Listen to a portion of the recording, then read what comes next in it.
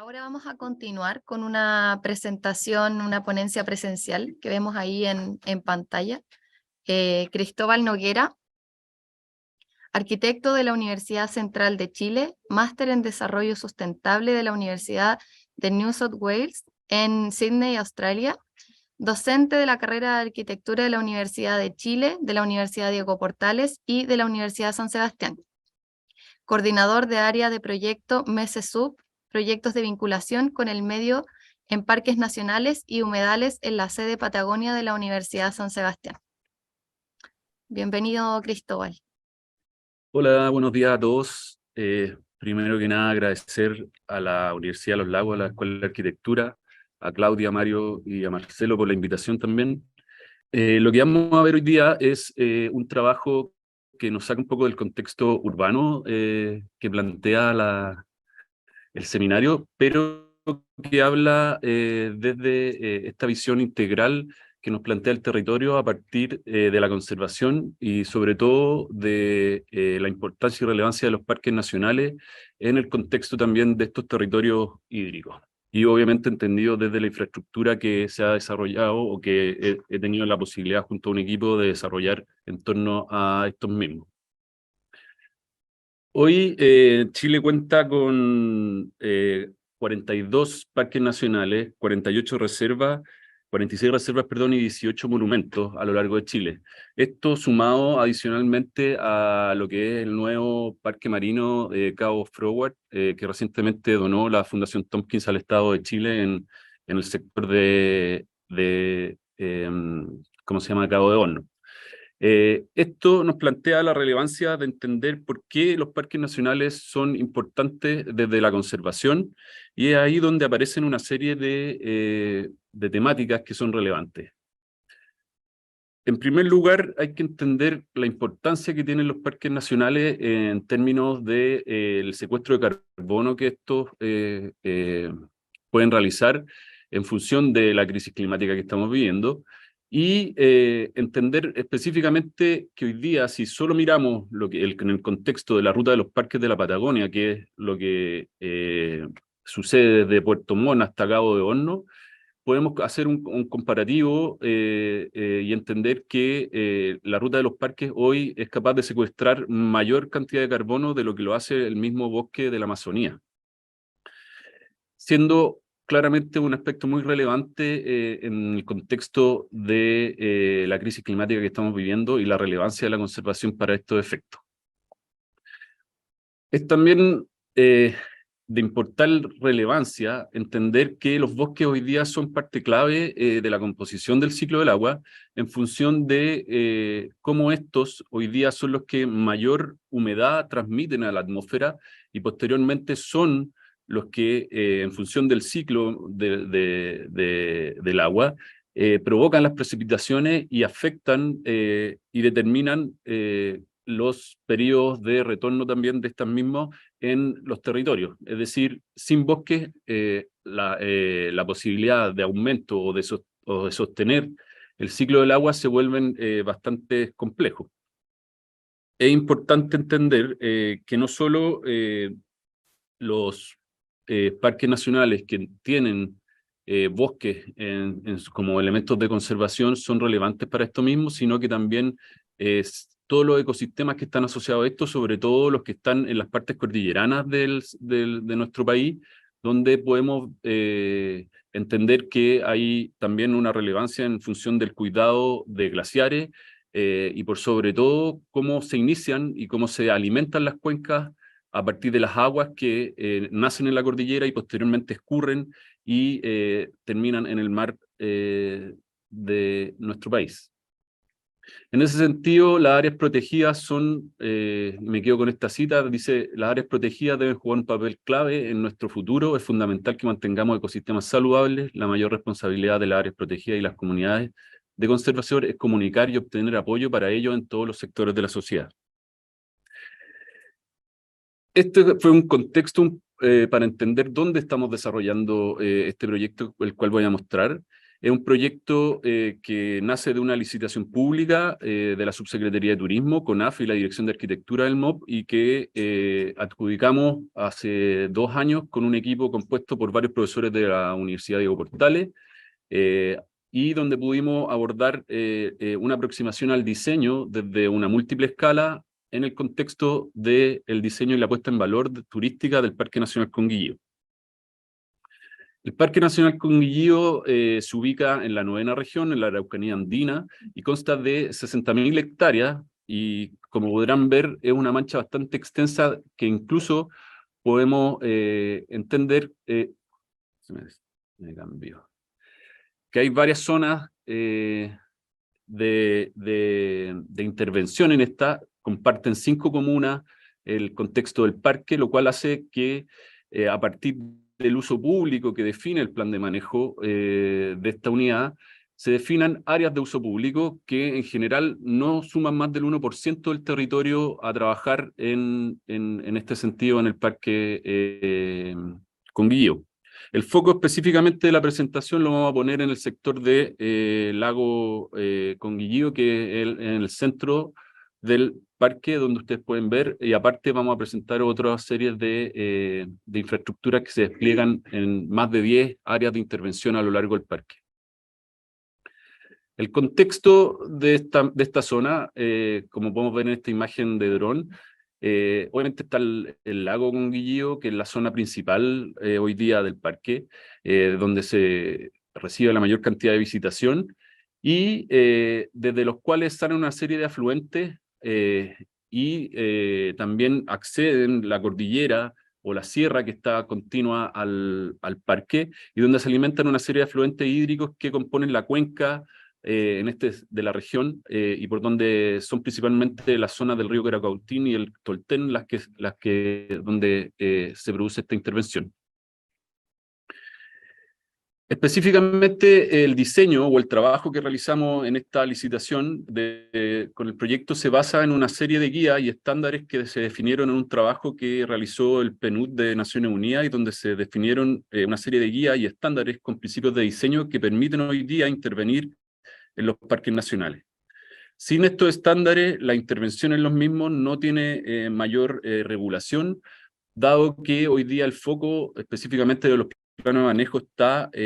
netamente dirigido a la conservación y no específicamente al desarrollo de infraestructura o resolver esta fricción entre lo que es la infraestructura pública o la intervención humana en zonas de conservación con grandes problemas de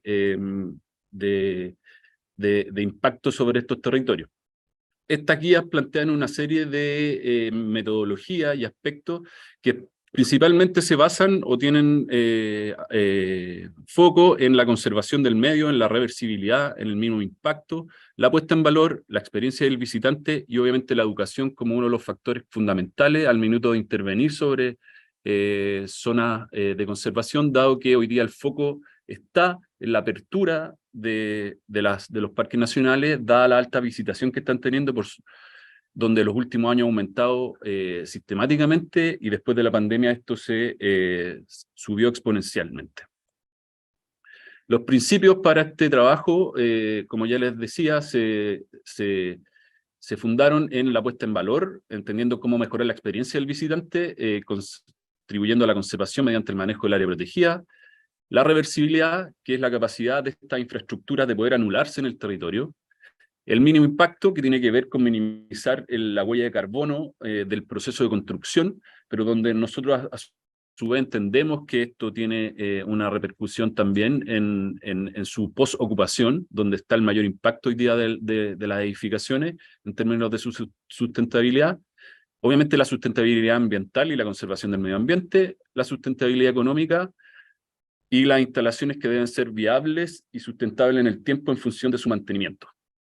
Y por último, la sustentabilidad social, que es las instalaciones deben ser inclusivas, funcionales y satisfacer las necesidades de todos los usuarios, donde también acá es parte fundamental el conocimiento y el uso de estos territorios por parte de los pueblos originarios. En ese contexto, como les decía, la propuesta que nosotros realizamos, que era parte de las bases, y en este sentido es un trabajo netamente profesional y que define el desarrollo de infraestructura. No hay una especulación teórica en torno a esto, sino que más bien responde netamente a los aspectos de la licitación. Se desarrollaron más de 42 edificios dentro de edificios en pequeña escala dentro del parque.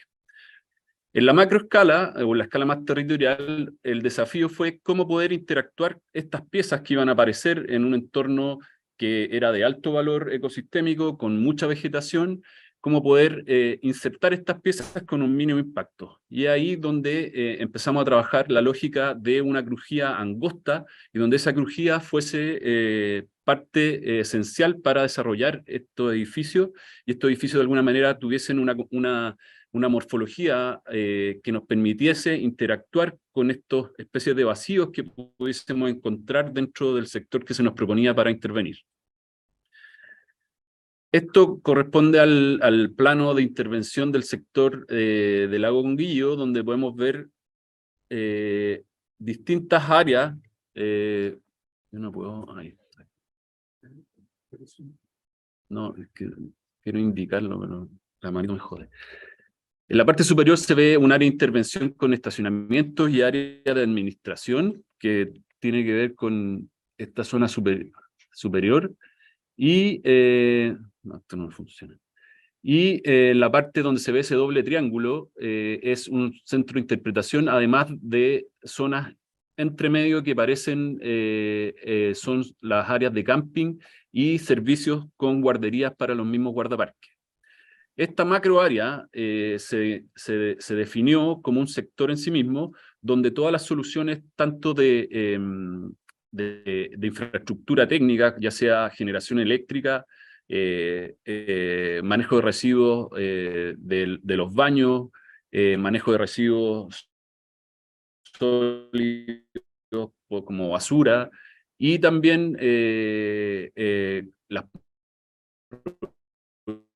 provisión de agua se resolvía a partir de las macrozonas y con la...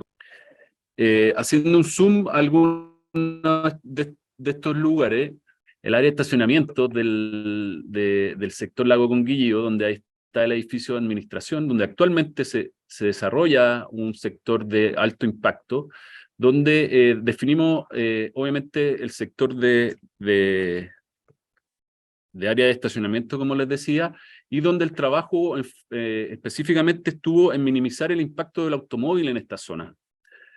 ¿Por qué? Porque pudimos observar que, de acuerdo a lo que nos asesoraron parte de los especialistas con los cuales trabajamos, que el mayor impacto que se genera con la visitación en los parques nacionales está cuando se deja el auto de manera estática en el área de estacionamiento. En ese sentido, abordamos el diseño de estas zonas con una serie de elementos de pavimentación que conducen la agua hacia jardines de depuración que nos permiten entregar e infiltrar aguas de mejor calidad al subsuelo y con esto minimizar el impacto de gasolina, aceite y algunos otros componentes que vienen desde los automóviles y que serían de alguna manera el mayor impacto que hoy día recibirían estos sectores. Asimismo, la disposición de estos edificios, ustedes pueden ver, tratan de insertarse de manera lo más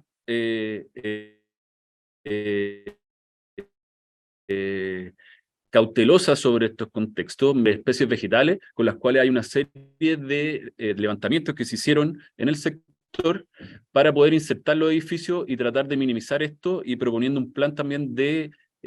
movimiento de las especies que fuesen afectadas en el territorio. En el mismo contexto, podemos entender cómo para efectos de mejorar la experiencia del visitante, sectores de camping como el que estamos viendo, hoy día se proponen sin la presencia del automóvil cercana a los lugares de acampar, sino que más bien uno puede acercarse a esto, dejar sus cosas, instalarse y después volver y concentrar el impacto del automóvil en un sector específico, lo mismo que las infraestructuras y instalaciones. Todo con el fin de sistematizar y mejorar, más que nada, evitar alto impacto sobre estos territorios.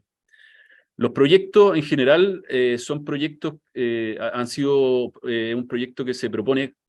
con un alto nivel en la lógica de minimizar el impacto sobre el territorio. Aquí podemos ver los detalles para efectos de estos jardines depuradores, las zonas de estacionamiento y rutas asequibles que se proponen en el proyecto. Y también es importante mencionar que el proyecto de nueva infraestructura del parque propone una certificación CES, que es una certificación hoy día que tiene el Estado, y con lo cual, a partir de un trabajo previo que yo había realizado en el Parque Alerce-Andino, establecimos que todas las infraestructuras en los parques nacionales debiesen al menos tener certificación CES, y cumplir con una línea base que les permita tener un benchmark al cual apuntar y minimizar los impactos de esta infraestructura. En este caso, lo que se trató de lograr fue un estudio de un modelo para lograr una infraestructura net cero, es decir, que su producción de carbono sea prácticamente nula en su ocupación. En ese sentido, el desarrollo ya de los edificios, de la infraestructura en sí misma, la planteamos a partir de un sistema prefabricado, con la misma lógica de minimizar el impacto sobre el territorio, donde cada uno de estos módulos se fabrican y se traen prefabricados al terreno, con el fin también de minimizar la faena, porque durante el proceso de obra el impacto mayor sobre el territorio está en la faena de construcción. Por tanto, el hecho de, en un primer acercamiento, tener este chasis de obra gruesa que primero fuese desmontable en el tiempo y que pudiese llegar prefabricado, nos permitía minimizar el impacto sobre este, pero también apuntar a una construcción más rápida y de mínimo impacto. Asimismo, partimos con algunos componentes iniciales y entender también que el hecho de que los edificios estuviesen elevados nos permitía sostener los corredores biológicos, los lugares donde nos íbamos a emplazar, utilizando también fundaciones de mínimo impacto, que en este caso son tornillos helicoidales, que permiten soportar los edificios, una envolvente, o sea, una estructura prefabricada, como dije, que es la que se sostiene en el tiempo y puede ser desmaterializada, y toda una envolvente térmica que se compone al interior de este marco de acero, que también es de una lógica panelizable y prefabricada, con lo cual le dábamos distintos tiempos de vida al edificio y nos permitía también, a su vez, a lo largo de su vida o del ciclo de vida del mismo, poder desmaterializarlo y poder minimizar el impacto futuro también sobre ciertas zonas en las áreas públicas. Estos son los isométricos de los cerca de 42 edificios que se desarrollaron, pequeños edificios donde los mayores son los centros de visitantes que ustedes ven en la parte superior. El proyecto planteaba un centro de visitantes principal y dos menores que están en dos accesos del parque, y una serie de infraestructura como que se puede ver acá, donde las cruces son las guarderías donde viven los guardaparques, las barras son baños por lo general o controles de acceso, las Y son los kioscos donde la comunidad interactúa y hace presencia en el parque vendiendo productos propios de la zona. Y así se pueden identificar todas estas tipologías constructivas que desarrollamos para el proyecto. Anteriormente mencionaba el tema de definir un proyecto que nos permitiera movernos y insertarnos en el contexto de naturaleza, con árboles y una serie de constricciones en los emplazamientos, y eso nos llevó a plantear un edificio en una crujía, es decir, siempre tener una crujía, un ancho de edificio, y donde estos edificios variaban en su altura, por lo cual teníamos una tipología de edificios, podríamos decir, altos, y otra tipología de edificios bajos en menor escala. Aquí podemos ver el desarrollo del centro visitante, donde lo que planteábamos básicamente tenía que ver con la experiencia del visitante, y donde aparece este centro como un espacio exterior contenido, y donde la relación con el entorno o la presencia de este suelo volcánico, la vegetación, fuese parte de la experiencia al minuto de visitar estos territorios. Aquí podemos ver también un despiece de la estructura del edificio y cómo está la lógica modular de su prefabricación en esta estructura o chasis de acero, en sus distintos niveles y dimensiones. Esta isométrica nos permite entender cómo funcionan estos patios interiores, a los cuales son parte del recorrido de la muestra, son parte de la experiencia que proponemos, y cómo se resuelve el edificio a partir de esta gran cubierta que contiene o que define esta crujía. Hay que mencionar también que el Parque Conguillí es un parque que está en la zona andina de la región de la Araucanía, por lo tanto en épocas de invierno se nieva, entonces teníamos construcciones estructurales para el edificio y también de contener la nieve. Y por otro lado, para evitar el impacto de la iluminación, los grandes paños acristalados, el edificio más bien es un edificio que, si bien se muestra cerrado hacia el contexto, tiene pequeñas aberturas entre la cubierta y esta piel ventilada en sus bordes. Como les mencionaba, tenemos este chasis de acero que viene prefabricado, que nos presenta la lógica de la permanencia en el tiempo, la reversibilidad, es decir, que puede ser desmontado. Después está esta envolvente térmica que es completamente panelizada y también eventualmente de bajo impacto, con una aislación también muy estudiada en función del impacto que podía producir, donde trabajamos con un sistema de aislación en base a lana de oveja, dado que los aislantes que generalmente se trabajan en la construcción tienen altos componentes contaminantes, y en la zona de los parques nacionales esto sería completamente inviable de trabajar. Ahí en la sección constructiva se puede ver arriba donde está la ventana de estos edificios, que nos permite entregar iluminación natural y mejorar la calidad del ambiente interior. Las fundaciones de tipo tornillo, donde básicamente los edificios se plantean y se insertan con un menor impacto también en términos de movimiento de tierra, y definiendo a su vez una envolvente térmica de alta eficiencia, con lo cual la generación o necesidad de generación tanto de calefacción como necesidad eléctrica es muy baja, y donde trabajamos en función a la generación solar y también con un backup de generación. Aquí hay algunas imágenes de cómo se visualizan estos espacios, en este caso en el centro de visitantes, estos patios interiores y las relaciones con esta experiencia en torno a la naturaleza. Edificios que son también 100% asequibles, con estas caras exteriores de madera, que nos permiten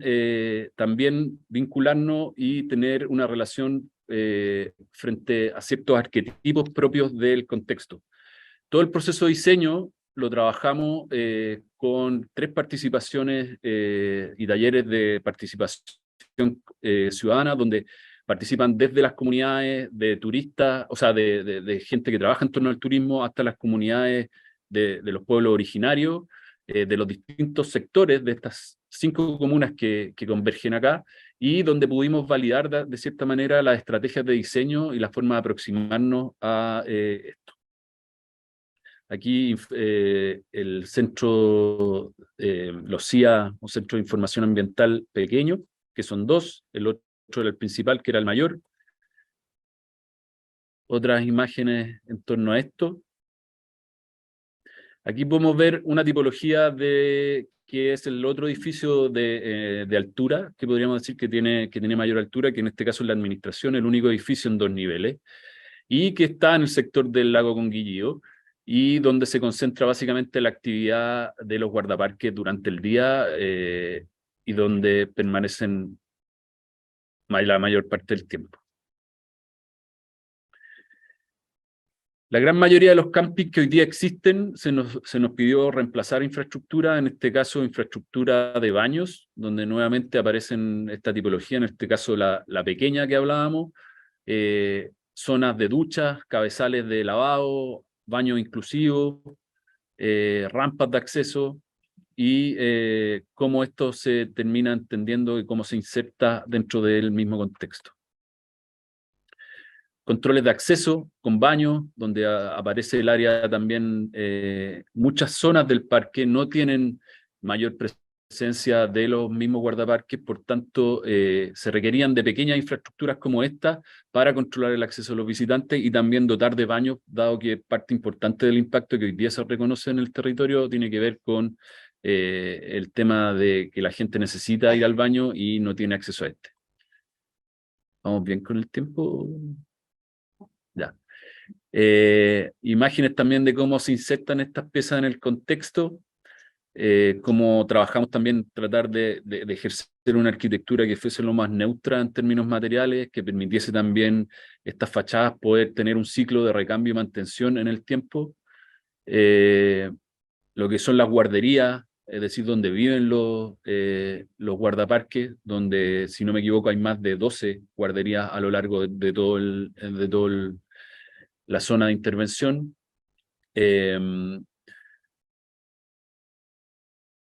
Aquí podemos ver una imagen en el contexto de lo que pudiese ser estas infraestructuras nevadas, cómo se insertan también en el contexto, cómo empiezan a aparecer también minimizar las operaciones de apertura producto del impacto que generan los paños de vidrio sobre la fauna existente, sobre todo los pájaros, los reflejos.